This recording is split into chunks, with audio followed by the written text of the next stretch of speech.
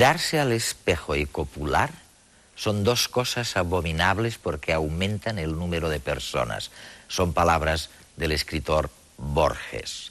Y sin embargo, la gente se pasa la vida mirándose al espejo buscando simetrías porque cree que lo simétrico es lo más bello. Bueno, pues resulta que no, que el universo es profundamente asimétrico y que en nosotros, hasta los aminoácidos y las proteínas miran a la izquierda. Basta contemplar el sillón de casa, el reloj colgado de la pared o la cara que nos observa para dar con la simetría que parece reinar a nuestro alrededor. El brillante Nobel de Física Richard Feynman proclamó que la simetría es fascinante para la mente humana. Tenemos en nuestras mentes una tendencia a aceptar la simetría como una manera de perfección. Sin embargo, al observar más detenidamente los seres vivos, pero también al indagar más allá del planeta Tierra, la excepción parece superar a la norma. El cerebro humano, por ejemplo, un modelo de simetría perfecta, pero descubrimos bajo su estructura un funcionamiento totalmente asimétrico. Dos hemisferios con funciones bien distintas que además controlan la mitad contraria del cuerpo.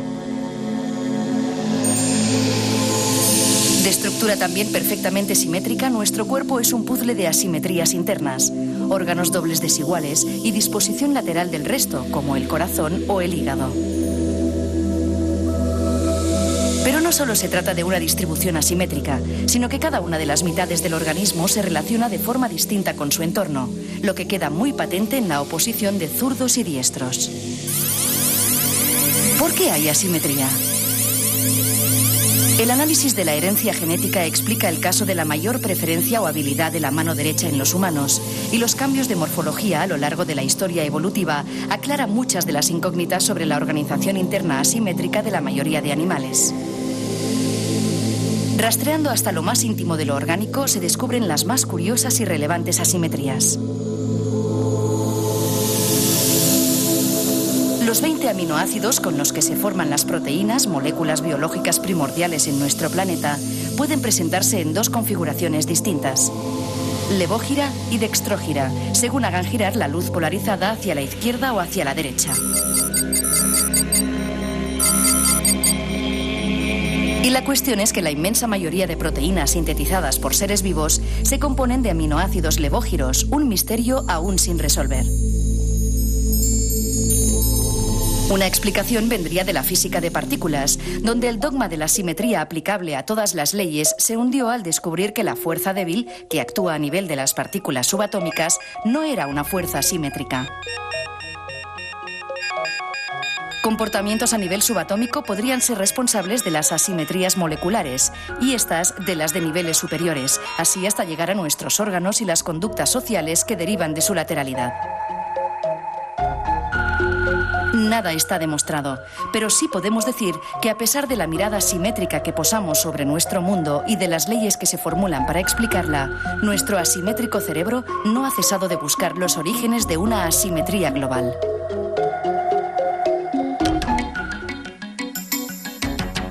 Chris McManus es profesor de psicología en la University College of London.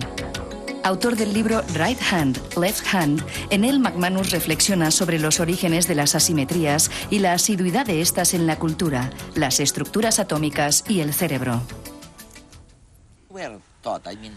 Se los enseñó, bueno, y es lo que yo creo, y todo el mundo lo cree, que la simetría es la condición de lo bello. Es una condición para ser atractivo. Y también, si se habla con los físicos, te dicen que las fórmulas más simétricas son las mejores. Se acercan a la perfección. Y luego vienes tú y dices que la mayor parte del tiempo vivimos en un universo asimétrico, que no es simétrico. Sí, es así. La simetría es muy importante. Hay que darse cuenta de que en el mundo práctico en el que vivimos las cosas tienen que ser simétricas. Por ejemplo, yo tengo 2 manos, 2 brazos y 2 piernas, y tienen que ser del mismo tamaño en ambos lados, ya que si uno fuera más largo andaríamos dando vueltas en círculos. Pero, por ejemplo, en el interior de nuestro cuerpo no hace falta que exista la simetría. Si examinas los órganos de la parte izquierda y la derecha, tengo el corazón a la izquierda, y mi pulmón izquierdo no es igual que el derecho. Este tiene 2 lóbulos y este tiene 3. Mi hígado está a la derecha y mi bazo a la izquierda.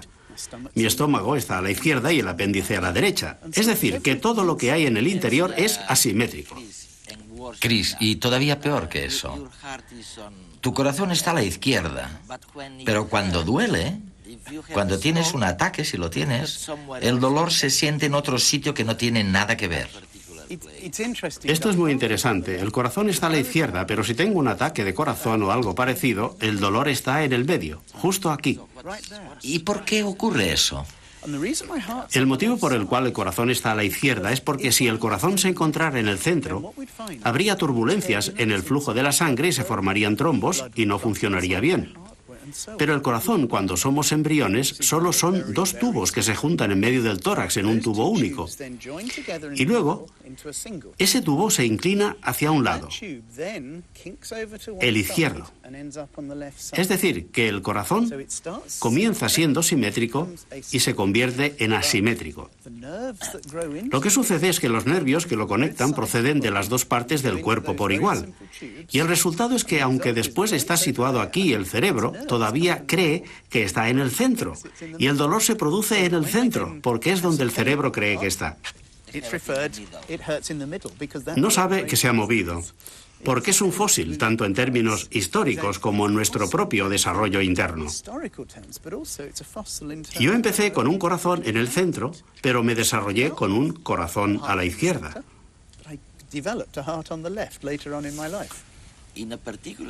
Hay un pez muy especial, el lenguado, que es plano, en que ocurrió algo muy parecido.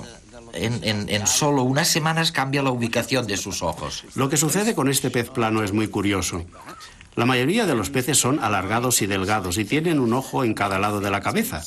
También tienen aletas en cada lado del cuerpo y nadan así.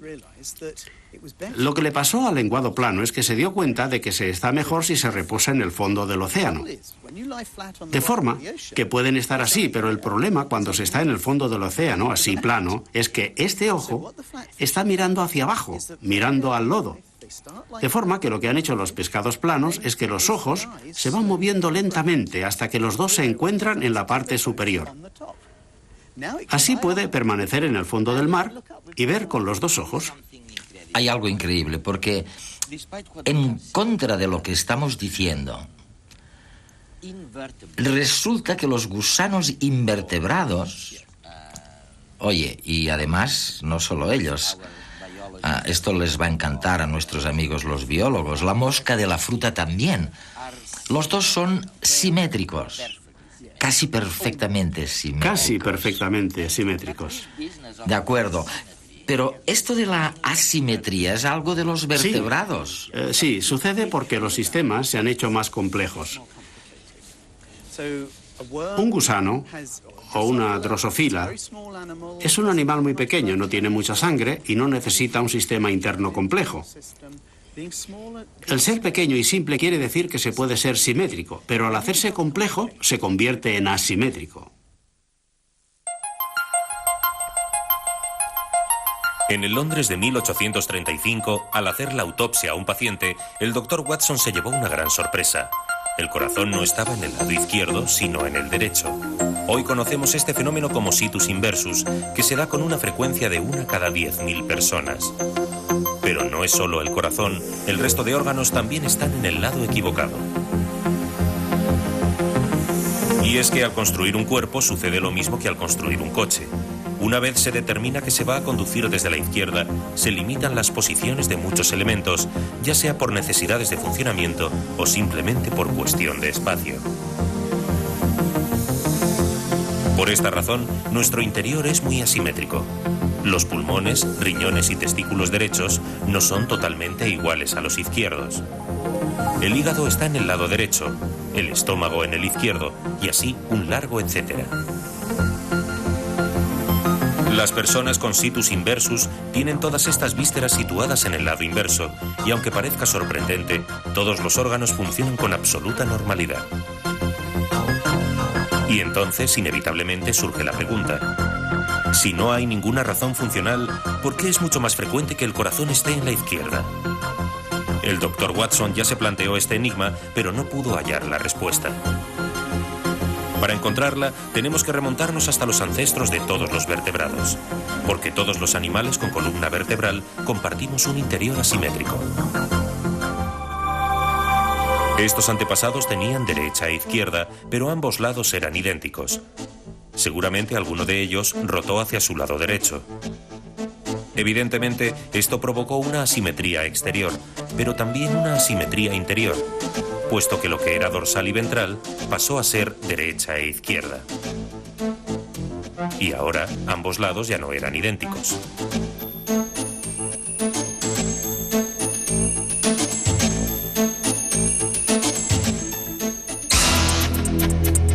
El paso siguiente fue recuperar la simetría exterior, ya que tener extremidades asimétricas es un problema para cualquiera que quiera andar, correr, nadar o volar, porque habrá una tendencia inevitable a hacerlo en círculos.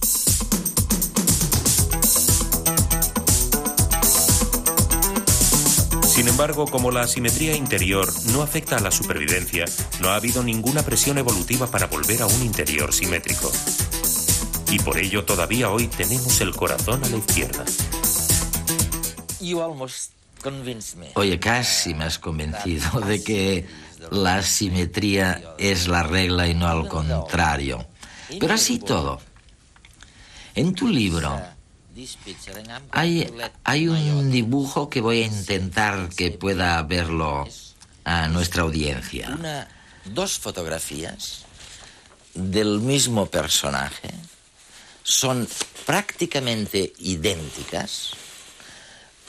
Son prácticamente idénticas, salvo que en una de las fotografías se han hecho ligerísimos retoques para hacerlo más simétrico que la otra fotografía. Y me van a decir cuál de las dos, la de la derecha o la izquierda, les gusta más, les parece más atractivo. Chris, estoy casi seguro de que todo el mundo habrá dicho la de la izquierda. ¿O es la de la derecha? La que es más simétrica. La que sea más simétrica. La que es más simétrica, de manera que la idea de simetría sigue ahí perdurando. Pero vamos a la gran cuestión, el cerebro. Voy a citar una frase de Broca, el fundador realmente de la neurociencia. Él cuenta que estaba muy sorprendido de descubrir que una lesión en el hemisferio izquierdo, en el cerebro, llevara a una parálisis en el lado derecho del cuerpo. Es así, ¿no? Sí, no estaba sorprendido exactamente de esto, porque se conocía desde la época de los griegos, que la mano derecha está controlada por la parte izquierda del cerebro. Los griegos ya lo sabían. Los griegos lo sabían por los que quedaban heridos en las batallas, porque se les hería con la espada en una parte de la cabeza y se quedaban paralizados de la otra parte del cuerpo. Los griegos lo sabían, y Broca era consciente de esta relación. Lo que le sorprendió es que cuando las personas sufrían una parálisis del lado derecho del cuerpo, es decir, que el lado izquierdo del cerebro estaba dañado, dejaban de hablar. Mientras que si tenían una parálisis del lado izquierdo del cuerpo, no tenían problemas con el habla. Parecía que, fuera lo que sucediera en el cerebro, el lenguaje estaba situado en la parte izquierda y no en la derecha. Y Broca dijo, si se confirmara que la lesión en el hemisferio izquierdo del cerebro significa una parálisis de la parte derecha del cuerpo, esto es algo muy importante porque quiere decir que los dos hemisferios no tienen los mismos atributos. O sea que esto es... Y en efecto, los dos hemisferios no tienen los mismos atributos. Son asimétricos. Son altamente asimétricos. Vamos poco a poco. Primero, ¿todas las culturas, todas las especies son diestras? No, todas las culturas son diestras. Donde quieras que vayas del mundo, desde la jungla del Amazonas a la de Nueva Guinea, en cualquier lugar de Europa o de América del Norte, la mayoría de personas son diestras y de un 5 a un 10% son zurdas. De todas formas, esto es en los humanos, pero en otras especies, los gatos, los perros, los ratones, los gorilas o los orangutanes, no importa el animal, la mitad de ellos son diestros y la mitad zurdos. Esto es una característica humana. Y lo que parece que ha sucedido es que, como siempre, al crecer el cerebro se hace más complicado y se hace asimétrico. Un cerebro pequeño puede ser simétrico porque es simple. Un cerebro grande tiene que convertirse en asimétrico porque es mucho más complicado. Y aparentemente, oye, corrígeme si no es verdad, hay más hombres diestros, o el número es algo superior al que hay en las mujeres. No, al revés. Los hombres tienden más a ser zurdos. Hay 5 hombres zurdos en la sociedad por cada 4 mujeres. Esto es. De manera cierto, que ¿no? en ese sentido los hombres tienden más a ser zurdos. Se ha sugerido que en los hombres domina más el hemisferio izquierdo que en las mujeres. De manera que los hombres son mucho más dominantes en el hemisferio izquierdo que en el hemisferio derecho para el idioma, mientras que las mujeres tienden a usar los dos hemisferios del cerebro de una forma más igual. Pero aquí hay interacciones muy complicadas. Los hemisferios del cerebro realizan diferentes funciones que resultan complementarias. Así, por ejemplo, cuando escuchamos una canción, la parte derecha del cerebro es la que reconoce la melodía y la izquierda la que capta el tono y el ritmo.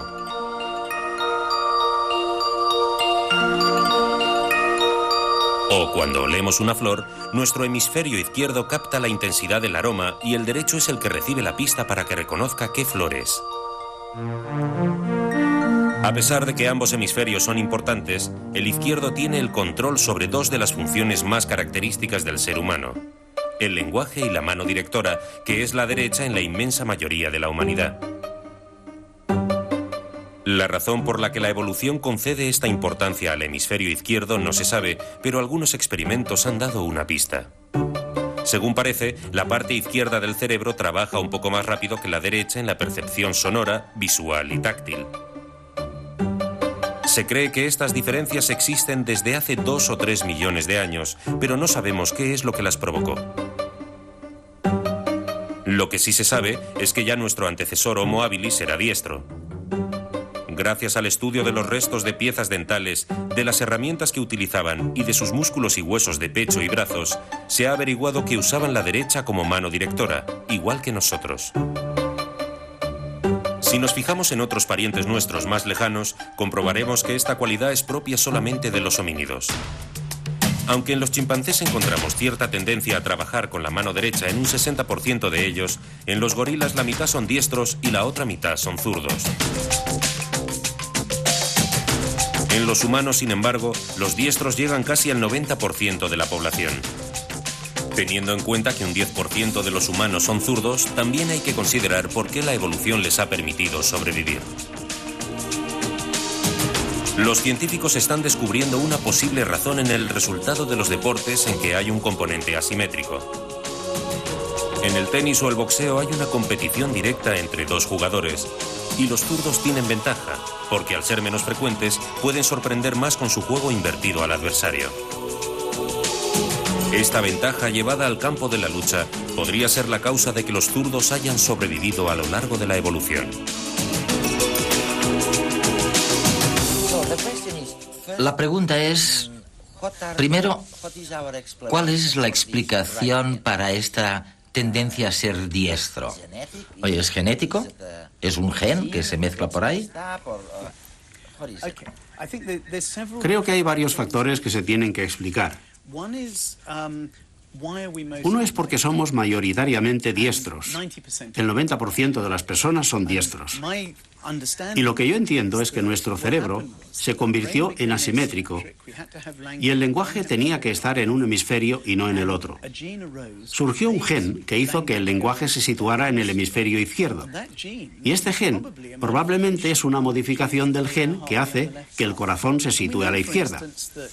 También sabemos que los diestros pueden tener hijos zurdos, pero es interesante que dos padres zurdos solo tendrán 1/3 de los hijos zurdos.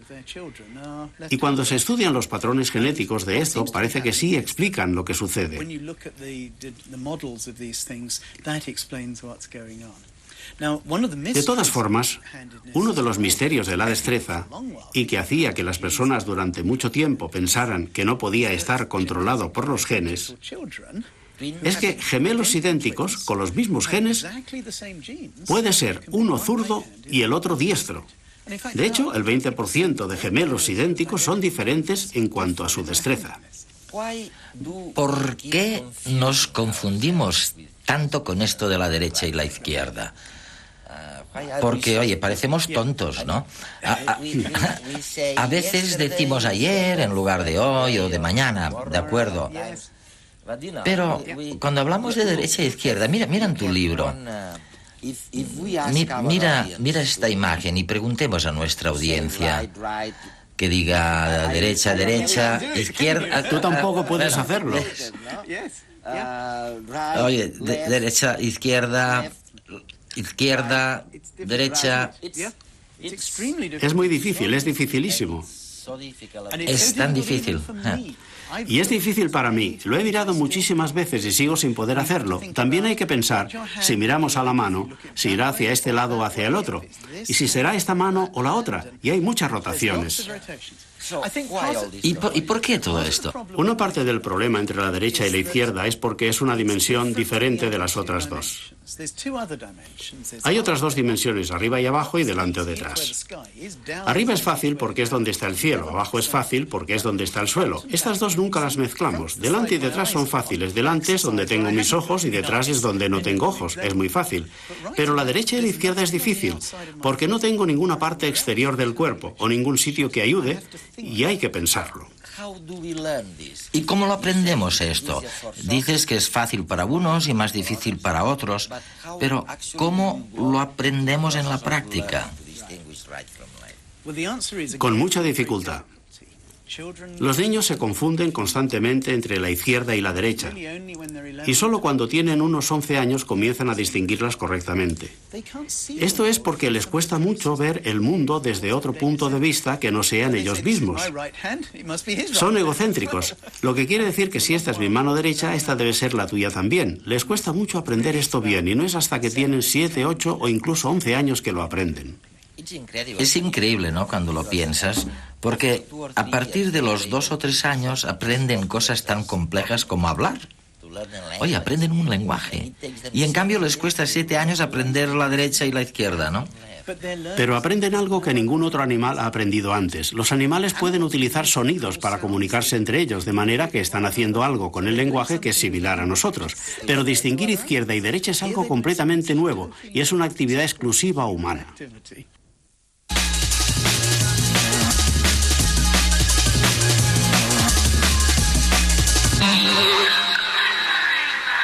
Un grupo de investigadores de la Universidad de Texas acaba de lograr un paso muy importante en la investigación de células madre. El equipo ha conseguido convertir tejido muscular en células que se asemejan y actúan como neuronas. El experimento se ha basado en transformar células progenitoras musculares, o sea, células madre destinadas a convertirse en tejido muscular, en células muy similares a las neuronas que incluso actúan como tales. Los científicos han utilizado un gen artificial creado por ellos mismos en el laboratorio, a la vez que han activado un grupo de genes que normalmente están inactivos en las células musculares. El resultado han sido células que muestran las mismas propiedades bioquímicas, fisiológicas y estructurales que las... Bienvenidos a la segunda parte de Redes, a nuestra audiencia en España y por el canal internacional en el resto del mundo. El programa de hoy tiene miga Vamos a ver.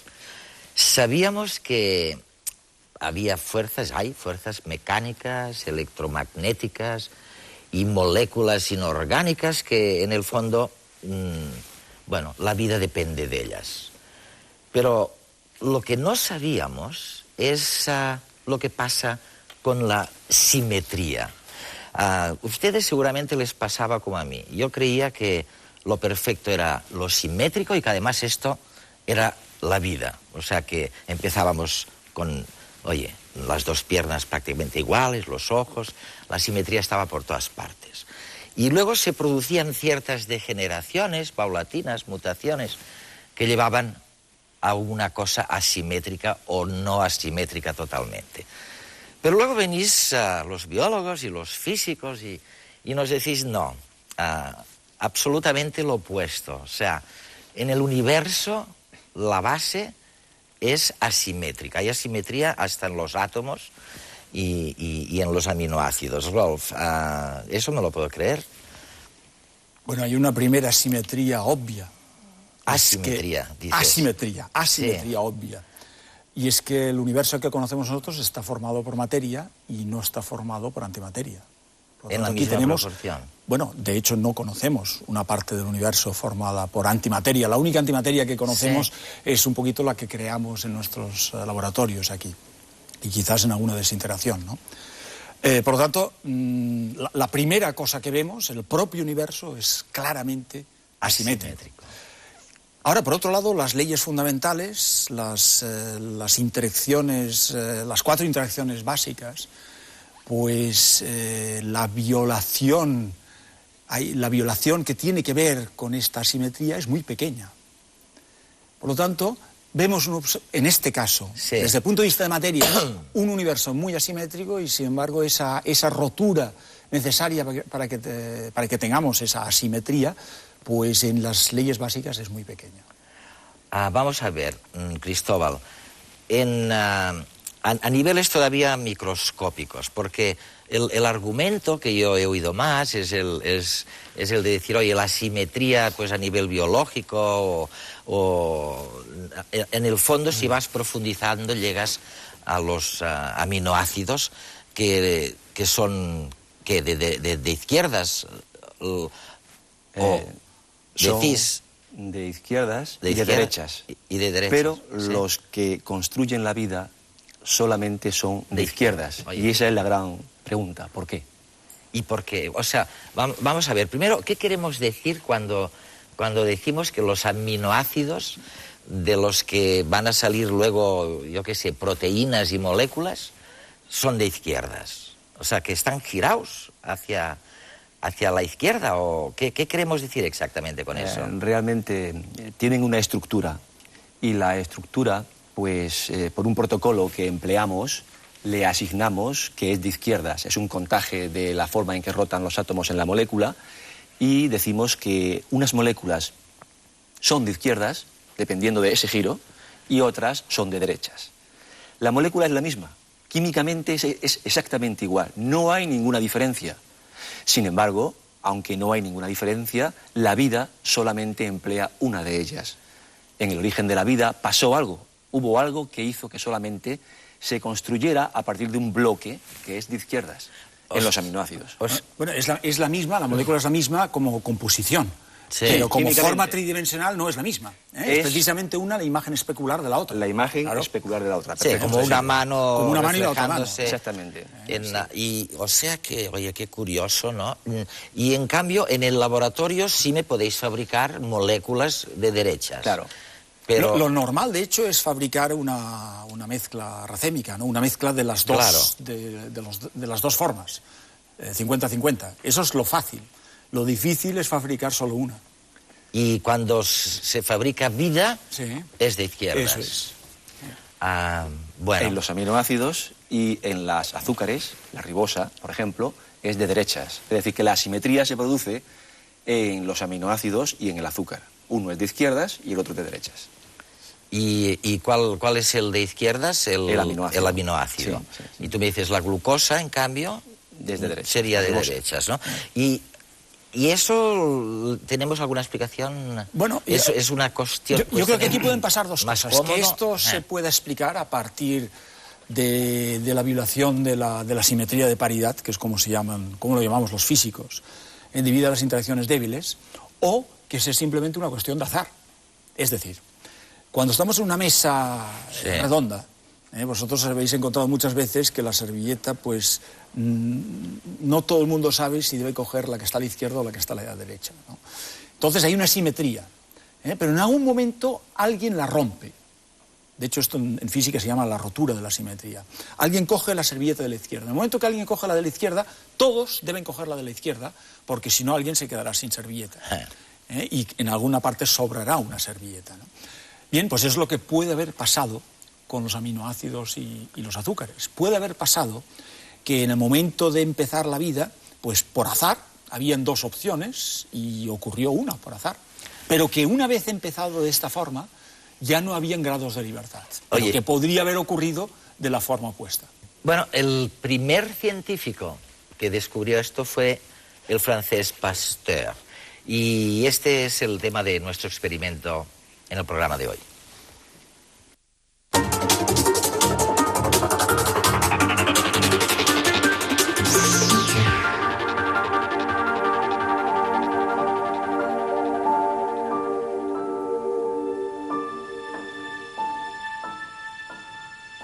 Un joven Louis Pasteur salió una tarde velozmente de su estrecho y oscuro laboratorio, abrazó a un joven estudiante de física a quien apenas conocía y, cogiéndole del brazo, le arrastró bajo las espesas sombras de los jardines de Luxemburgo.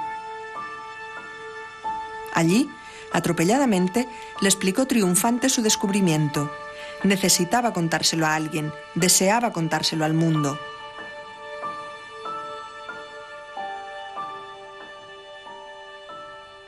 Lo que acababa de descubrir el químico francés era la asimetría de las moléculas, un trabajo al que había dedicado los 10 últimos años de su vida científica y que habría de revolucionar la concepción de la química.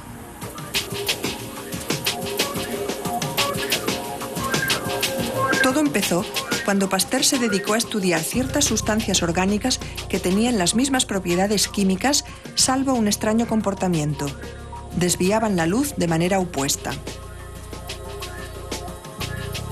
La luz polarizada es la que se obtiene al filtrarla por un instrumento que solamente deja pasar un tipo de luz, la que sigue una dirección concreta en el espacio.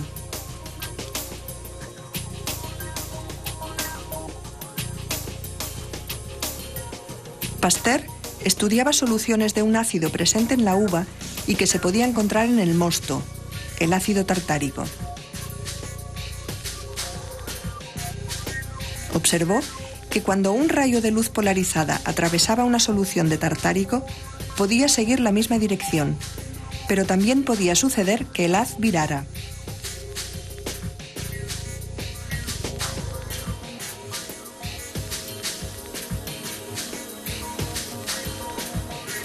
Entonces se puso a estudiar el mismo ácido, pero no en solución, sino cristalizado. Después de mucho examinar montones de diminutos cristales, descubrió que había 3 clases de ácido tartárico. La composición química de las 3 moléculas era la misma: un ácido orgánico de 4 carbonos con 2 radicales ácidos y 2 alcohólicos. Solamente variaba la situación de sus componentes. De 2 de ellas se podía decir que eran imágenes especulares. La forma llamada levotartárico desplazaba la luz polarizada a la izquierda, la forma dextro hacia la derecha. Una mezcla equivalente de estas dos no giraba la luz, y tampoco giraba la luz el ácido mesotartárico. Pasteur encontró así que en la naturaleza la asimetría llega al nivel molecular.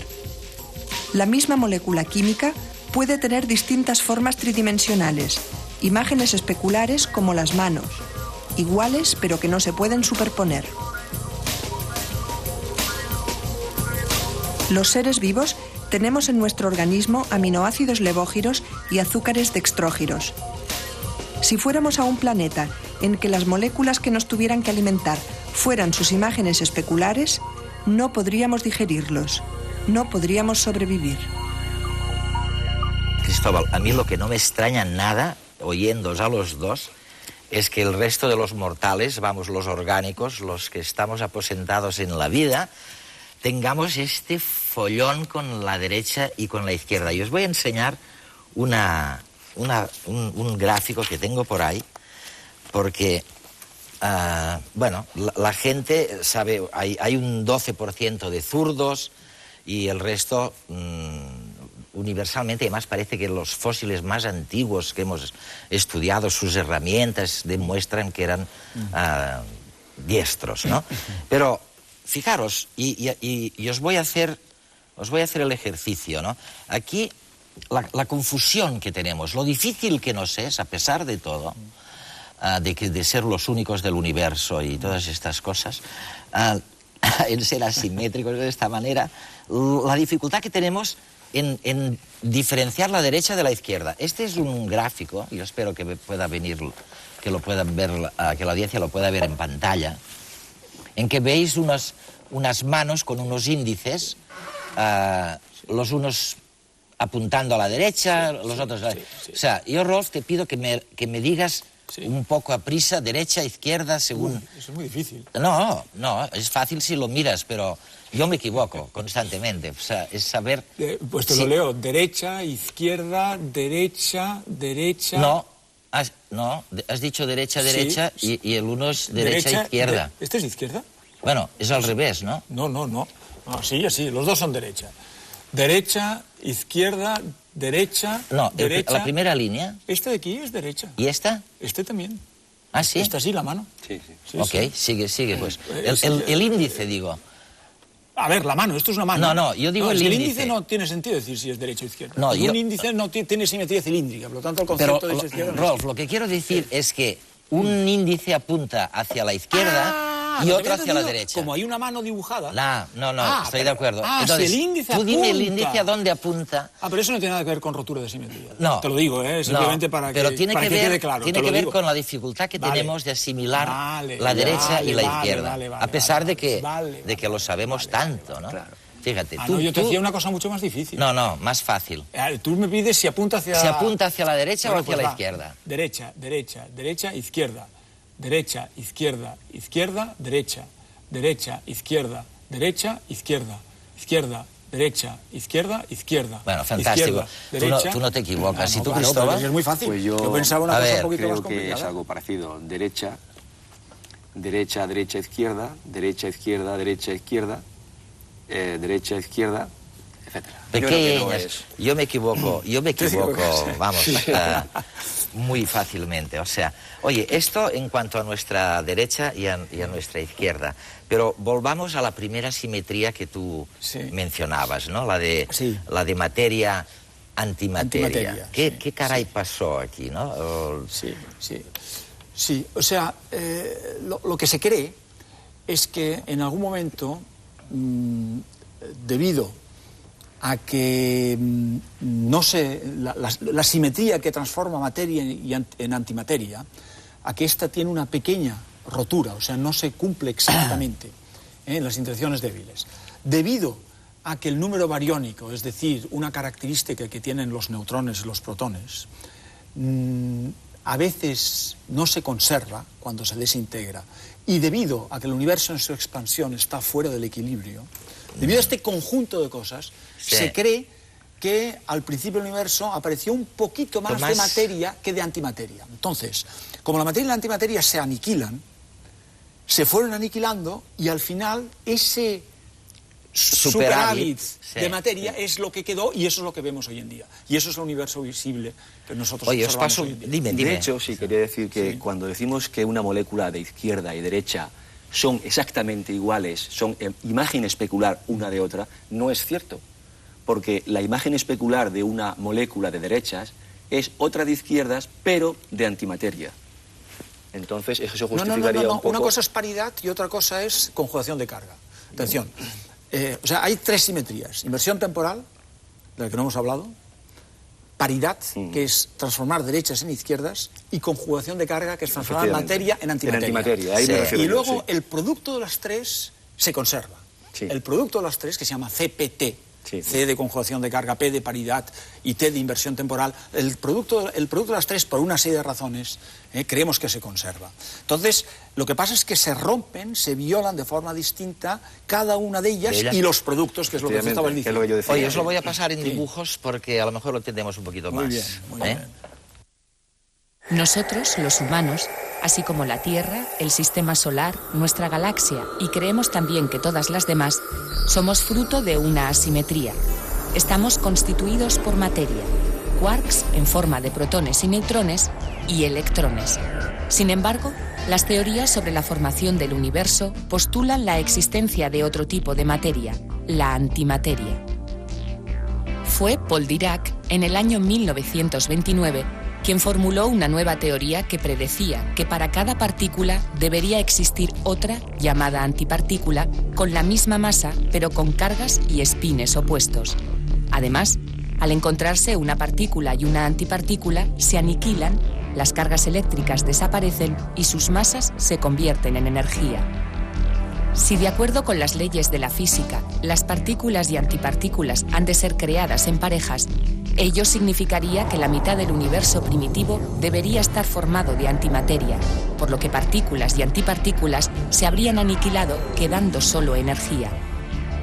Contrariamente, lo que observamos es la existencia de una asimetría, un exceso de materia, que permitió la formación de sistemas planetarios y de seres vivos como nosotros. Podríamos pensar, aunque no tengamos explicación para ello, que esta asimetría ya estaba presente en los primeros instantes de nuestro universo.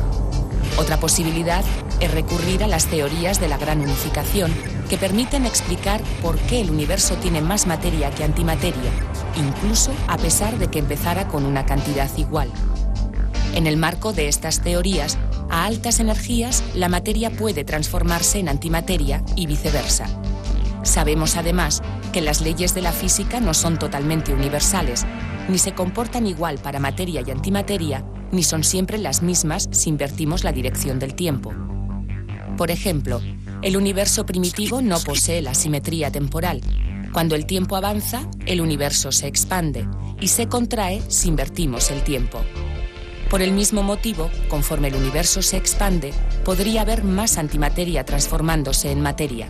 Así, al enfriarse el universo, toda la antimateria se aniquilaría con una cantidad igual de materia, dejando un exceso de esta segunda que formaría las galaxias, planetas y seres vivos que hoy conocemos.